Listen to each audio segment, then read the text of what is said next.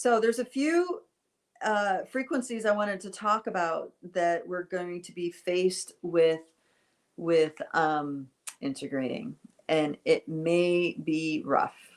And when I say may be rough, it's because the cracking, the dawning is happening quickly. It's not like, in the morning when the skies, in the early morning when the sky goes from dark and it's starting to lighten up and it's almost a daylight kind of level of lighting up when by time the sun peaks over the horizon and you get the rays of light. It's like the birds are already singing, the plants, everybody's already in anticipation for the sun. There's this wonderful buildup, but it's this gradual buildup. It's a gradual buildup. So by time the sun rays hit you, it's not a shock. It's like you're already kind of like in the light, right? Well, that is not how these energies are coming in. It's more of like, bam, there's the dawn, right? And that is, of course, this is the way it needs to unfold. But when dawnings like that happen that quickly and fast and hard inside of us, it like hits the density, the structures of what's holding up our ego driver. It hits those subconscious structures that are holding up different facets of our reality that make us feel like, like things that we think are solid foundations. It's like all of a sudden it's not there. It's not a foundation anymore. And it's like getting the rug pulled out from under you. And the two frequencies that I'm thinking about, one is Cygnus, which had a supernova a couple years ago, and we've been getting the gamma rays from that ever since, and that has been really accelerating things. But now, Cygnus is coming into another kind of alignment, and there's a portal that is like an aperture that's allowing that unfettered consciousness, right? Because it's a supernova, it's fully exploded, it's right, the biggest. I'm going to call it the maximum of its potential, and as that portal comes into alignment with us, we are getting blasted with that higher level consciousness. And this is intolerant. This is energy that is intolerant to anything that is less than the soul's truth. I mean, I'm talking about, a sword of light like we have not really seen before, at least not in the past few thousand years, right?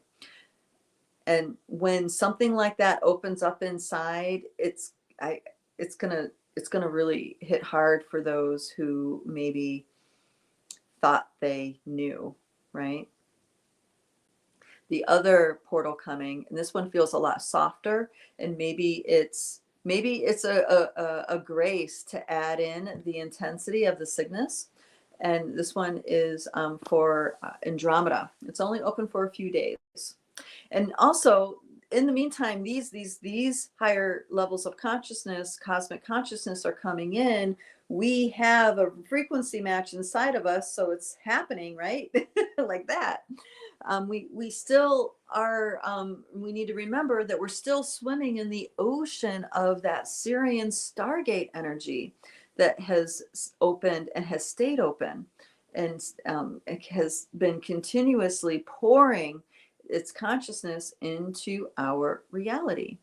So we have a lot going on. There's a lot of potentials that this realm and the nesting dolls that create this realm are setting up for us, So could this be the Great Illumination that so many people have prophesized about? I don't know. What do you think? I don't really I gather evidence. I mean, I'll hear prophecies and I might feel the energy of it and feel like if it's the truth or not, that kind of thing. But I definitely don't bank on anything, right? And I don't bank on it because spirit time, because of all these overlays that are interfering with the direct manifestation of spiritual intent, right? spirit time and the time of this realm are not the same thing.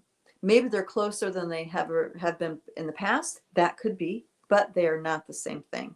And this is why you have all this channeled stuff where people are like, oh yeah, well, whoever's being channeled, I'm calling them people. They're like, oh, it's going to happen by October. And then October comes and goes and nothing happens. And, 2 years later in July, it takes place, right? It's not because they're being misleading. It's because they are not in the frequency of our time rhythms. And our time rhythms are so heavily obscured into these artificial rhythms that, it's unpredictable. It's unpredictable.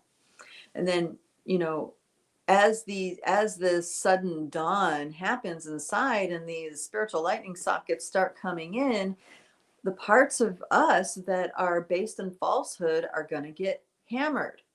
And the reason why it's shocking is because we didn't know it was false. We really believed it was true. We thought it was real. Or maybe we woke up to the realize that we really want to think that it's real. So we're going to do that, even though some part of us tells us that it's not, right? So this Pluto experience that we're having is in its most intense position, I'm told, for the next 3 years. Or is it 2 years? Okay, I think it might be 18 months. Anyway, I digress. The thing is, I guess the reason why I'm saying that is that you and I, and those of us who are in light body, we are at the front of the wave. We are at the head of the curve. We are the visionaries. We are the ones that have been, are on the cutting edge of processing these frequencies. So we're going to experience it first, which is why right now, right here, here we are in it. And it's not that it's going to be as intense as the next 3 months for a long period of time. It's just that it's going to be really intense for us to deal with it. And then we will reach our level of comfortability with that next frequency and being in our truth. And now, now it's a bit of an easier go, right? It's an easier go at it. So then the rest of the world will have their way with processing these frequencies. Now there's a reason why I was saying that. Oh, because we're experiencing it first doesn't mean it's going to be this intense for the entire time. That's what I'm getting at with that. It's not going to be this intense for the entire time. There will definitely be their moments. And remember, we're talking about foundational frequencies getting rocked. Foundation. I'm talking about things that you never imagined were going to fall away are falling away.